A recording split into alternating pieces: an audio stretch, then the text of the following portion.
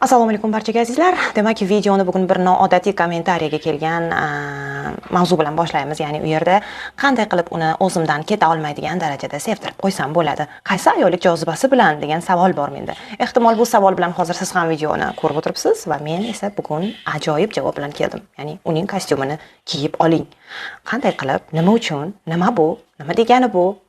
Sizda savollar ko'payishi tabiiy. Videoni oxirigacha ko'ring va bu savollarni javobini o'zingiz uchun bilib olasiz. Va albatta darsimizni bugun 10-qismidamiz. Sherry Ergo, ya'ni nega erkaklar yomon qizlarni yaxshi ko'radi deb nomlangan kitobi asosida yaratilgan darsligimizni 10-videosida siz bilan ko'rishib turibmiz. Fikrlar uchun, izohlar uchun rahmat. Salbiy fikrlar uchun ham alohida rahmat. Umuman olganda kitob mening nazarimda yomon emas. Avvalambor undagi ma'lumotlarni iloji boricha to'g'ridan to'g'ri emas, o'z hayotimizga mos va muvofiq ravishda olib kirishga harakat qilsak, yanada maqsadga muvofiq bo'ladi. Munosabatlar mavzusi davom etadi. Keling, sizni qiziqtirayotgan kostyum mavzusini ko'tarishdan avval biz eng avvalo mustaqil ayol haqida gaplashamiz. Ya'ni avtor shunday deydi: juda ko'pchilik ayollarning tasavvurida mustaqil ayollar, ya'ni o'zini moddiy jihatdan ta'minlay oladigan, aqlli, o'ziga ishongan ayollar odatda erkaklar tomonidan rad etiladi degan fikr bor deydi. Ya'ni rostdan ham shundaymikan? Ya'ni rostdan ham erkaklar tomonidan mustaqil, o'z ishonchiga, o'z imkoniyatiga ega bo'lgan ayollar ularni rostdan ham munosabatda qo'rqitadimi? Avtor bunga shunday javob beradi: aslida ularni qo'rqitadigan yagona narsa muvaffaqiyat emas. Mana bu muvaffaqiyat ortida turgan 10 qarich til deb aytadi. Ya'ni biz ayollarda tabiatimizga ko'ra shunday xususiyat bor. Muvaffaqiyatga erishsak, u juda kichik bo'lsa-da, nimadir eplab qo'ygan vaqtida, ya'ni erkaklar qila oladigan ishni u ham qila olishini isbotlagan vaqtida munosabatda bo'ladimi yoki yolg'iz ayol bo'ladimi, ulardan bir energiya, ya'ni menchilik energiyasi chiqa boshlaydi deb aytadi. Ya'ni bu energiya qanday? Men aqlliman, men hamma narsani bilaman, men erkaksiz ham yashay olaman, men buni o'zim sotib olaman, men mustaqilman, men erkinman, men o'zimni o'zim boqa olaman, hammasini o'zim eplayman degan energiyalarni biz o'zimizdan menchilik niqobi bilan chiqaramiz deb aytadi. Menchilik energiyasi bilan chiqaramiz deb aytadi. Mana bu narsa esa o'z-o'zidan bizni munosabatda yolg'izlikka yoki bo'lmasam yaqin kishimiz tomonidan tashlab ketilishiga sabab bo'ladi deb tushuntiradi. Ya'ni aslida sokinlik bilan ham muvaffaqiyatga erishish mumkin deb aytadi avtor. Ya'ni biz nima uchun aksariyat ayollar o'z erkinligi, o'z moddiy imkoniyatini ilk bosqichlardanoq nimanidir isbotlashga uringandek, ehtiyoji bo'lmasa-da, mashina sotib olib rulga o'tirishga shoshiladi deb aytadi. Ya'ni ayollik nafosati alohida mavzu. U tashqi tomondan bizni tark etmasligi kerak har qanday holatda deb aytadi. Avtor bu yerda yana magnoliya gulini bizga misol qilib keltiradi ushbu vaziyat uchun. Ya'ni magnoliya avvalgi qismlarda eshitganimiz kabi, magnoliya guli qanday edi? Tashqi tarafdan nozik, go'zal, ichki tarafdan esa po'lat kabi mustahkam. Mana shu magnoliya guli ramzini ayol har qanday sharoitda yo'qotmasligi kerak. Har qanday muvaffaqiyat cho'qqisida ham hattoki u magnoliya ekanicha qolishi kerak deb aytadi. Biz aytayotgan mustaqil ayollarda esa buni aksi, ya'ni ular tashqi tarafdan po'lat kabi mustahkam, irodali, kuchli ko'rinadi. Har narsaga qodir. Ammo ichki tarafdan esa mo'rt, sababi ularni ichkarida hamon jaji qizaloq munosabatga tayyor emasligi uchun yig'lamoqda. Munosabatlardan qo'rqqani uchun men mudofaasini shu qadar ko'targanki, bu uni munosabatda suhbatlarni, muloqotlarni sevgi emas, jang maydoniga aylantirib qo'yapti. Ba'zi holatlardagi ayollardagi tashabbus haqida gap ketganida temir niqob masalasini ilgari suradi avtor. Ya'ni biz odatda muvaffaqiyatga erishganda, ishga kirsak, biron bir narsani qoyil qilsak, darrov o'zimizga temir niqob izlaymiz deb aytadi. Ya'ni erkak shodalikni yoki jasoratni, qo'pollikni, shartakilikni niqob qilishga harakat qilamiz deydi. Ya'ni bu temir niqob aslida bizga mutlaqo kerak emas. Munosabatlarni buzuvchi mana bu temir niqob aslida ojizlikni yashiradi xolos deb aytadi. Ya'ni siz qaysi kasbni egallamang, nima ishni qoyil qilmang, aslida ichkaridan ayolligingiz chaqqoling. Ya'ni sizdagi tayanch kuchli bo'lsa-da, sizdagi ayollik energiyasiga hech bir muvaffaqiyat ta'sir ko'rsatmasligi kerak. Biz mustaqil ayol mavzusiga to'xtalib o'tdik, ya'ni bu haqida tushunib oldik. Ana endi bemalol biz video boshida men aytgan kostyum haqida gaplashsak bo'ladi. Ya'ni nima uchun uning kostyumini siz kiyganingizda u sizni qaytadan sevib qoladi. Nima uchun uning kostyumida ekaningiz uni qayta rom etadi. Endi bu haqida gaplashamiz. Tungi sayrga chiqdingiz deylik. Havo biroz salqin. Shu sababli u o'z kostyumini yoki kurtkasini sizga berdi deylik. Ya'ni ssenariy istalgancha bo'lishi mumkin. Siz kostyumni kiydingiz. U sizga odatda qanday turadi? Yelkalari osilgan, yenglari qo'lingizni to'sib qo'ygan. Ya'ni bir so'z bilan aytganda sizga kostyum yarashmaydi. Juda beo'xshov turadi. Mana shu manzara erkakni chinakamiga rom etadi. Chinakamiga zavq beradi. Nega deysizmi? Chunki u yerda siz kostyumga yarashmaslik orqali ayolligingizni, nozikligingizni, latofatingizni yana bir bor isbotlab berdingiz. Ko'rsatib qo'ydingiz. Sizdagi kuchni mana bu kostyum aslida juda past ekanini ko'rsatib qo'yadi deb aytadi. Ya'ni ayollik jozibasi sizda hamon bor ekanini ko'rsatib qo'yishini aytadi. Ya'ni bu kostyumga yarashmaslik orqali siz erkakni arom etasiz deydi. Bordi-yu bu kostyum sizga chinakamiga yarashganida, uni kiyishni qoyillatganingizda edi, ehtimol bu erkakni hech qanaqasiga hayron qoldirmas edi deydi.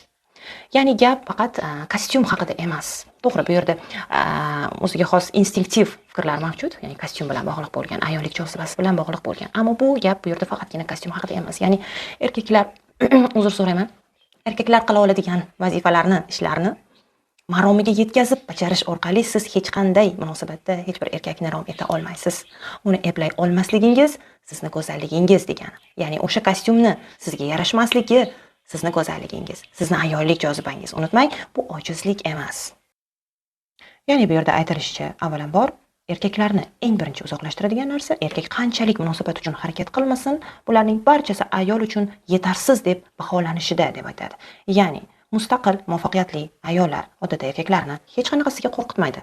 Ularni qo'rqitadigan narsa, ularni ketishiga sabab bo'ladigan narsa ayollardagi keskinlik va mana shu yuqorida ko'rganimiz temir niqob ekanini aytadi.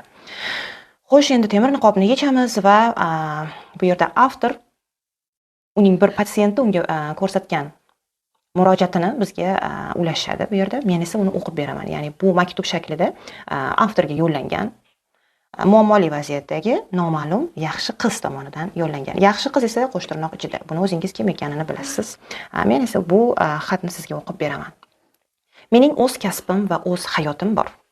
Erkaklar buni ko'radi. Va men ularga har qanday nojo'ya gaplarga toqat qilmasligimni aytaman. Men kim bo'lsam, o'sha bo'lib qolishni istayman. Meni nima xursand qiladi yoki xafa qiladi, buni erkin ayta olishni istayman. Men hamma narsani ochiq gapira olishni xohlayman. Axir to'g'ri erkak meni aynan shundayligimcha qabul qilishi kerak. Shunday emasmi? Men kuchli ayolman, lekin erkaklar ko'pincha mendan cho'chigandek tuyuladi, deb yozadi o'sha noma'lum yaxshi qiz bu murojaatida. Bizni Sherry Ergo esa bu yerda yagona javobni beradi. O'zingiz yozgan ushbu maktubda necha marotaba men so'zini ishlatganingizni sanab chiqing deydi. Ya'ni xulosa bu yerda o'zingizdan. Videoning ikkinchi qismida issiq-sovuq munosabatlar haqida gaplashamiz. Ya'ni odatda biz turmushga chiqmagan qizlarimizda bu holat juda ham keng tarqalgan bu munosabat turi. Ular hozir meni ko'rib o'tirgan bo'lsa, bu narsani juda yaxshi tushunishyapti. Ya'ni issiq-sovuq munosabatga ko'ra erkak odatda paydo bo'ladi munosabatda, yigit ma'lum vaqtdan so'ng yo'qolib qoladi va qiz esa bilmaydi nima qilishni. Ya'ni bu doira ichida qolib ketadi. Yo'qotib yuborishni ham, qabul qilishni ham bilmaydi. Bu mana bu munosabat haqida bizni Sherry Ergo nimalar deydi? Ya'ni bu munosabatni u shunday deydi. U issiq bo'lganida aslida seni boshqaryapti, sovuq bo'lganida asl yuzini ko'rsatyapti. Ya'ni uni sovuq qiyofasiga ishonishni tavsiya etadi. Nima uchun? Chunki juda ko'pchilik qizlarimiz bu vaziyatda, bu munosabatda qolganida odatda shunday o'ylaydi. Yana bir marta uchrashsam, yana bir marta imkon berib ko'rsam, odatda hammasi yaxshi bo'lib ketsa kerak degan umid paydo bo'ladi ularda deydi.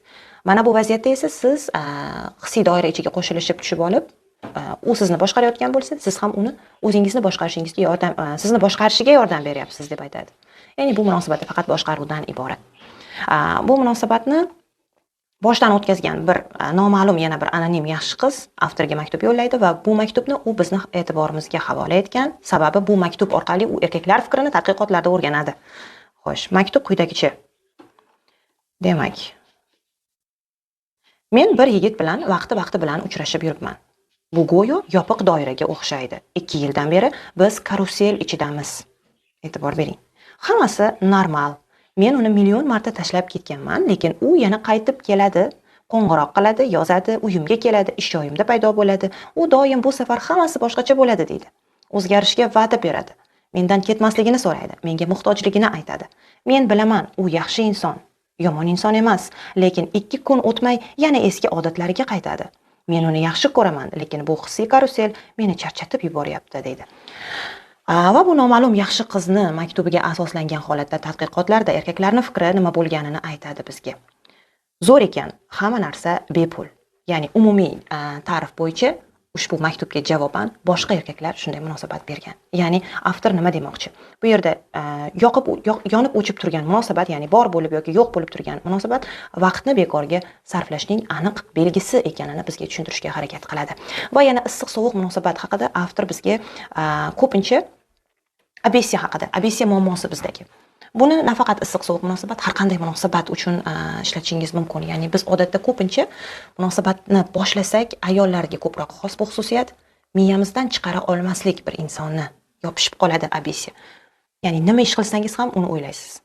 Qayerda bo'lmang, munosabat yangi boshlangan, siz meni ehtimol videolarimni ko'rib yoki ko'rmasdan turib avvaldanoq bildingiz, munosabatni balansi qachon buziladi, qachonki siz uni markazga qo'ysangiz, hayotingizni asosiga aylantirsangiz, prioritetga qo'ysangiz, bu yerda balans buziladi.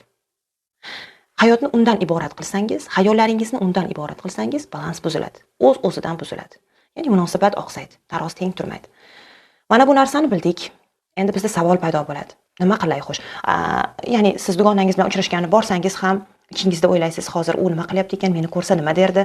Biron bir ishni qoyillatib qo'ysangiz ham uni o'ylaysiz, unga ko'rsatgingiz keladi, o'zingizni maqtangingiz keladi, nimadir degingiz keladi, uni fikrini eshitgingiz keladi, uni kuzatuvini istaysiz. Ya'ni ongsiz bo'ladi bular, chunki sizda yopishqoq obsessiyalar mavjud. Tinimsiz o'ylash. 99% muammo esa mana shu obsessiyalarda. Ya'ni uni sutkasiga 24 soat miyadan chiqara olmaslik natijasi, deydi avtor. Va bu yerda bizga bir oltin qoidani o'rgatadi. Ya'ni bu obsessiyalar imkonsiz emas, bahona qilmang, deydi. Ya'ni munosabatni sog'lom qolishini istasangiz, har qanday ishonchli munosabatni, ya'ni sog'lom qoldirmoqchi bo'lsangiz, albatta obsessiyalardan qutulish kerak. Obsessiyalarni yengib o'tish kerak deb aytadi. Har qanday muvaffaqiyatli, har qanday sizga munosib bo'lgan erkak bilan munosabatda qolishning eng muvaffaqiyatli yo'li unga hissiy jihatdan bog'lanmaslik, deb aytadi Sherry Ergo. Ya'ni munosabatni endi boshlayotgan bo'lsangiz ham, uni tugatish arafasida bo'lsangiz ham, ahamiyati yo'q, siz o'z oyoqlaringizda qat'iy tura oling. U har qanday ishonchli inson bo'lsa ham, deydi. Va demak, boya aytganimdek, obsessiyalar haqida. Obsessiyalarni yengishning yagona vositasi bu bizdagi aql, tafakkur deb aytadi va quyidagi mashqlarni bizga tavsiya etadi. U haqida o'ylashni qanday to'xtatish mumkin? Munosabatni buzmaslik uchun qanday qilib u haqida kamroq o'ylash mumkin? Qachonki u haqida o'ylasang, darhol o'zingga to'xta, deb aytdi. Ongli ravishda bu fikrni boshqa fikr yoki faoliyat bilan almashtirishni tavsiya etadi. Ya'ni qanday faoliyat? Samarasiz bo'lsa-chi, bu ijobiy his beradigan fikr yoki mashg'ulot bo'lishi kerak. Ya'ni sizga ijobiy his beradigan munosabat mavzusi sizga ijobiy his beryapti ayni damda, deylik. Va yana nima bor? Sizga ijobiy his bera oladigan, bu haqida o'ylab ko'ring. Va uni ham tanlang. Mana bu sizga obsessiyalarni yengishda oltin qoida bo'ladi. Eng muhimi darhol o'zingizni chalg'itish. Ijodkor bo'l, sevimli serialingni yoqtirgan ovqatingni ye, sport zalga bor, sayr qil. Har safar u haqida o'ylaganingda o'zingni majburlab xavotirni to'xtat. Ya'ni buning aksini qil. Yaxshi his beradigan ishlarni ko'proq qil, deb aytadi. Agar ishda bo'sh bo'lsang, sevimli qahvangni ich.